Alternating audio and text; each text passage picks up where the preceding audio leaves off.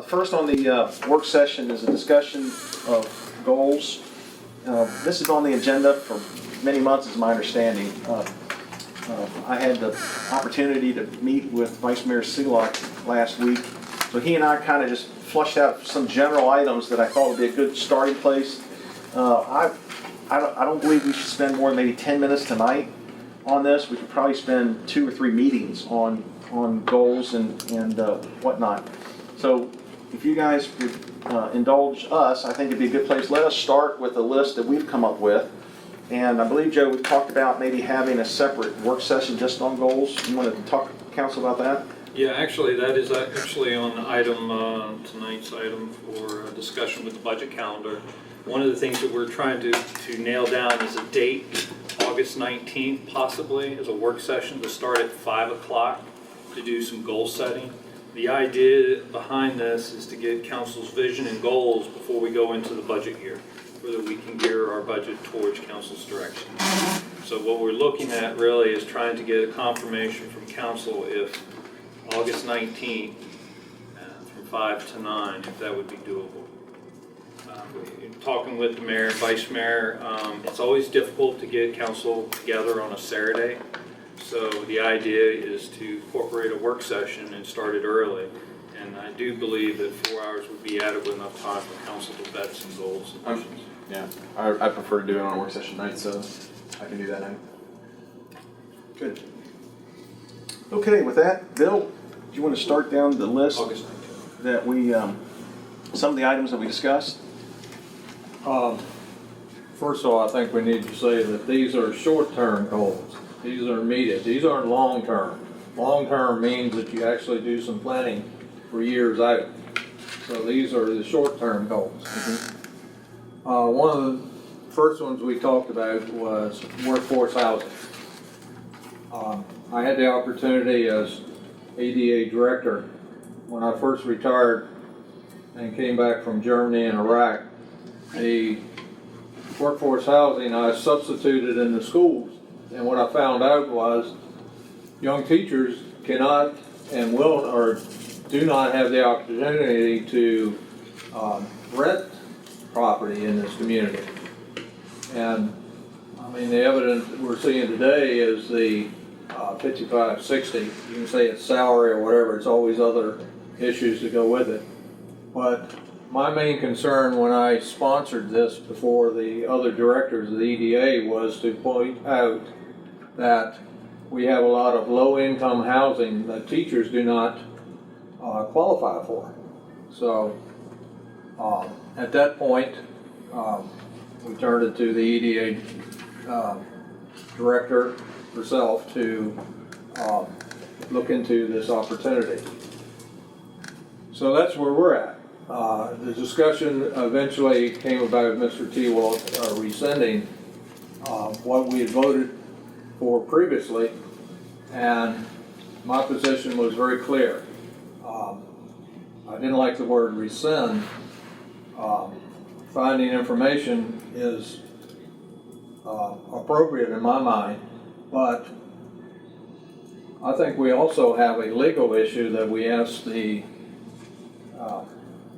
our lawyer to update us on. I think there's a real legal issue with this contract, and that might be the venue that we're talking about. Because I don't think, and you have to apply for that. What is the direction going forward for this council? Okay, so that's an item. What's the other item that you have there, Bill? Afton Inn, Yeah.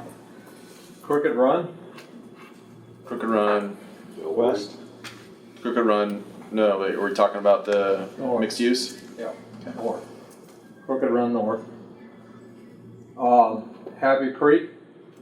As I said, we've got, 1,900 possibilities for homes in this community. Happy Creek being one of them. Nothing has really been plotted out there at this point, and this is where you would come in, Jeremy. The other issue that we're looking at is the Old Town Hall. We want to take a long look this year at health insurance for our staff and employees. Code enforcement is on the agenda tonight. And of course, our I&I. So those are the ones we listed.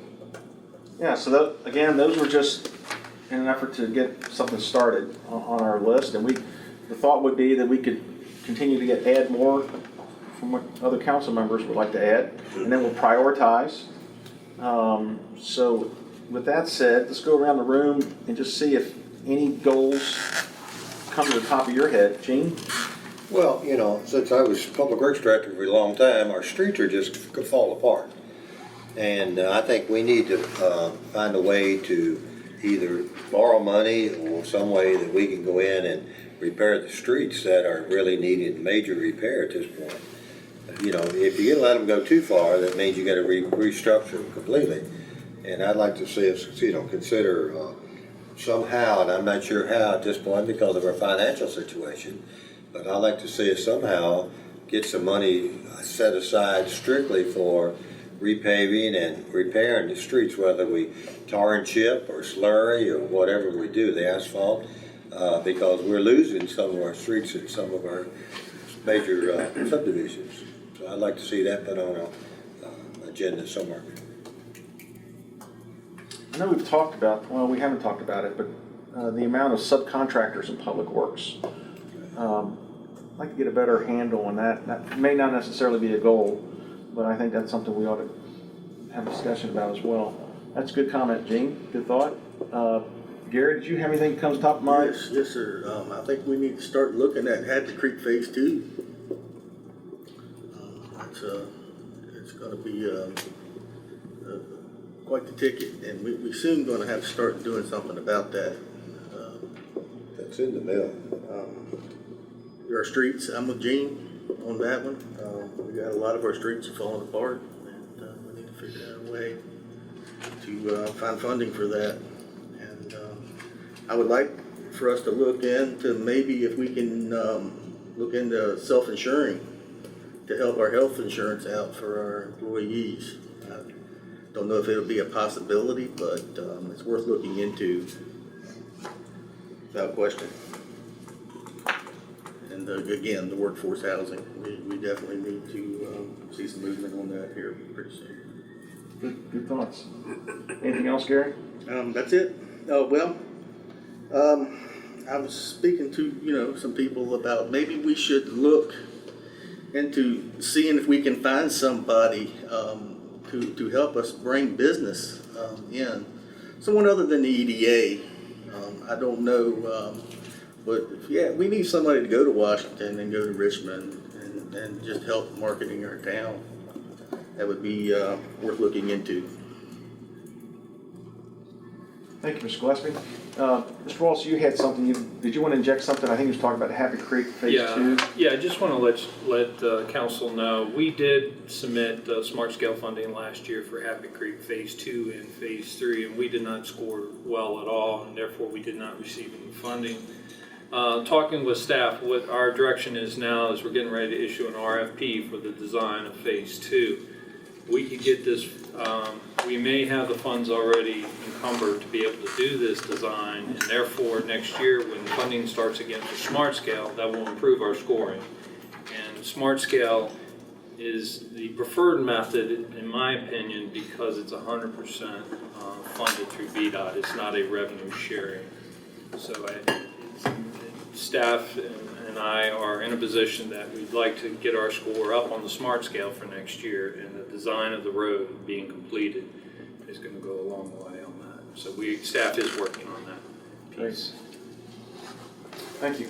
Mr. Thompson, do you have anything that wasn't already mentioned? Let's see. I think code is including the building, the blighted properties. Is that correct, Joe? Okay. So I've got that. Was kind of already mentioned. Better lighting on South Street and on Royal. Those are busy pedestrian areas. And let's see, workforce housing, of course. And I'm trying to see what else I had on this list from February. Hold on. That's been done. And maybe since we talk a lot about parking on Main Street, installing meters for on-street parking right there at Main Street. Meters on Main. Actually, Staff has already started investigating work, particularly there on Royal, across the street from the courthouse. We have an issue with some of the businesses, with people parking at the courthouse for over 2 hours. And so one of the issues that we find with 2-hour parking is enforcement. And we go through this with the courts all the time about how you can't really chalk the tires, and there's a big issue with it. But the idea is that maybe parking meters, maybe doing a pilot project over there across the street from the courthouse on Royal, on South Royal, and see how that goes. I could get that to council's review immediately. I mean, we've already done the work on it. Sorry. Oh, no, it's good stuff. Mr. Holloway, do you have anything that hasn't been mentioned? I agree with Gene on the roads, but also a lot of these older neighborhoods, sidewalks, curb and gutter, that need to be replaced. I'd like to see if we could possibly look into maybe doing that, especially if we're doing any repaving in those areas. Because I know a lot of them, the sidewalks just deteriorated or they're, sunken. So if we could look into that, I think that'd be something, we could do. Curb and gutter, another one. Okay, Mr. Mezza, do you have anything that hadn't been mentioned? Yep, well, I had the blighted buildings, so I'm glad you mentioned that. And also, I'm not sure if it helps Happy Creek Phase 2, but just remember, a year and a half from now, we're going to be sending a lot of EMS down through that windy turn on their way to the hospital. So that's something that everybody has to kind of have on the radar. I'd like to see the implementation, as we're working towards budget, of our Phase 3 of the employee compensation study. Right, that was a 3-phase. Right, we're going into So- second year now. So, yep, so I want to see that one completed as well. I feel like as we got that one going, we were pretty committed to it, so I want to see that all the way through, as well as the health insurance, which we talked about. I'd like to see I think we're on that track, but I'd like to see the closure of the water loop project as well, because I think that's going to be essential to us expanding out there, Crooked Run or any other businesses we want to work out there. So I'd like to see that one come to fruition. And I know it's kind of maybe a little bit more obvious, but let's not forget one of the things that drove us towards the direction of auditing the EDA was really getting a list of the projects and the dollars we have and what we have to spend. And as we start talking about these projects, one of our projects from a year and a half ago, which again, not from any fault from our finance department, just the kerfuffle that is the EDA, is nailing down where our finances are. So we talk about loaning for street projects. What do we have in the bank? What are we committed to? What should we be setting aside for our debt service and the interest rates that we're paying on those loans? I would love to be able to have a master document that we all trust on that, and help this council and future councils make decisions when deciding to take a loan. Good stuff. Anything else hadn't been mentioned? Bill, Jenny? I think there's one from my standpoint, when that night I waved that spreadsheet that I made up, figuring on where the dollars were going to pay for these projects. The first one that came to mind was the 3 debt service. BJ and I still do not have an answer on that. How did it get extended? How long is it going to last? Is it 30 years or 40 years? That's very important, because we were planning, Jake, back to you, we were planning to use some of that money that we weren't going to apply to debt service at 10 additional or 20 years, and we haven't got an answer on that yet. We were going to use that to help pay for the police department. Of course, that went up in smoke real quick, so that's got to be on our radar. We need that answer from EDA, or we need to find it. Staff's on that. I've talked to them a couple times. Yeah, good. I had other items. The EDA in itself, this whole issue with the EDA, as you all know, we filed suit, I guess it was last week. And I'm glad to see that in motion. The statute of limitation has stopped because of that. But there are a lot of nuances as it relates to the EDA, the finances. I think we need to be prepared in the short term to offer some additional resources to to the town attorney as far as whether it be intern to help do research or whatever the case might be. I think that thing's going to very quickly morph into a significant project that we have to weigh cost benefit of, and then also how it relates. I've talked to town manager about this, but VML, what involvement does VML have? So I think the EDA in of itself, sadly, I think that has to be a goal as far as how we're going to remedy that whole debacle. As far as the accounting goes, I've talked with BJ and Mr. Waltz, I guess it was a couple weeks ago, as it relates to perhaps a different methodology of accounting, specifically as it relates to projects. BJ, do you want to explain a little bit about that and what your research? What I'm researching is a project budgets. So town council may be able to adopt a budget for a project, and that budget would adhere to that project until it's finished.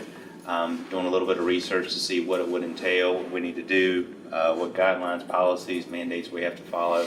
So I'm in the preliminary stages of that, but it's something that we will bring back to council in the future. Pretty interesting, and please feel free to correct me if I don't have the nuances or the details correct. But as the GASB, right? Mm-hmm. Not GAP, GASB. As GASB requires, one methodology, which is the current methodology the town government utilizes, it requires all projects to be encumbered on day one of the project, full encumbrance of the project. So right now we have 14 million in encumbrances, is that right? Across all funds, yes, sir. Across all funds. And these are projects that are taking place in some cases 3, 5, 7 years. But we are allocating funds in our budget today for all of the project. And by changing to this other method, which is accounting by project, it would allow you to account for the liability of the project on an annual basis. Is that No, not entirely. I've got a little bit more information on that part of it. On that aspect, we wouldn't be able to create the project budget until the project begins. We would still have to encumber money moving forward. So once the project began, actually, when construction starts or what have you, professional services are rendered, at that point you would adopt the budget. So we would still have to encumber the funds until the project starts. okay? All right. Well, this affects the reserve balances significantly, and how the reserve balances are being accounted for. One thing that, as a private citizen, not as interim mayor, that I was very interested about was developing a formula by which the town government retains a certain amount of money for reserves. And it's all about accounting for the money rather than keeping it in a unrestricted reserve balance. Allocating whatever amount of money is to go towards project A, B, or C. Go ahead and allocate the money. And if GASB requires a 3 months operating Our fiscal policy is fiscal reserve, 3 months operating, maybe we want 5 months because we want to increase bond ratings. But I think we just need to get better clarity on this reserve balance, and that's a goal of mine, and I've relayed that. And I think that was all I had. I know, I'm sorry we went 15 minutes, but yeah, please. Joe, have we got any more updates on Washington Gas and bringing natural gas back? From my understanding, it's a dead issue. Dead There's no issue. intentions. I talked to one of them guys. They just couldn't make a business case. I would like to. Yeah, that would be nice. Mr. Mayor, I got some things I want to bring up later, which includes the budget. I assume that's what we're going to do later. Yeah, you want to do that on item 4, Gene? Is that okay? Yeah, that's fine. That's why I wasn't bringing up a couple of issues. Yep, perfect. Okay.